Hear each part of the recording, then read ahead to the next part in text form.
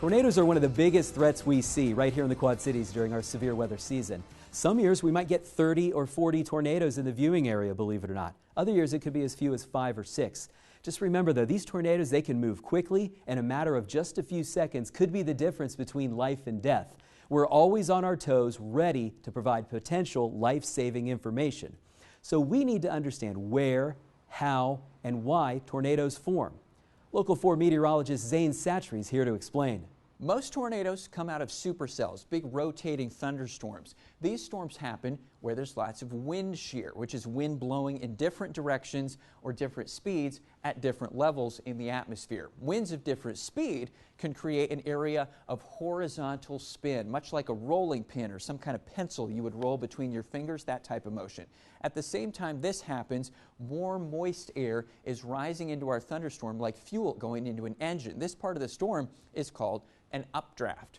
Now sometimes our spinning column of air gets lifted up into the storm as well. Still can't form a tornado yet though, because the spinning column here is on its side. This is where the last piece of the puzzle comes into play. While the warm air is going up into the storm, rain, hail, and cooler air are coming down out of a different part of the storm. This is called the downdraft. This cooler air tumbles down onto one end of our spinning column here. It tips it into the vertical, and then the circulation tightens up, it spins faster, and you can form a tornado. Now what we see during those last couple steps of the process is the wall cloud, the rain-free rotating base of the storm lowering, eventually forming into a funnel, and then touching down on the ground as a tornado.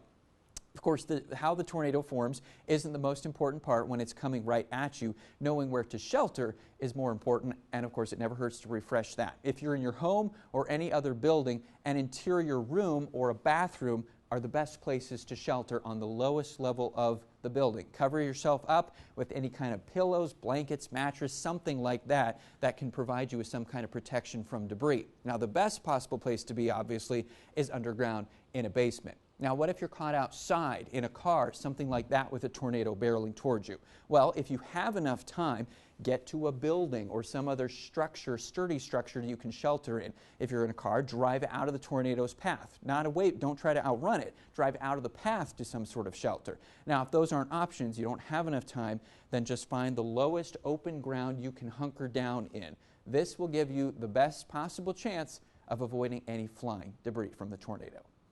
All right, thank you, Zane. Now, it's also important to remember most people sheltered in a tornado's path do survive. That's why we give you as much warning time as possible so you can reach the safe place in your house.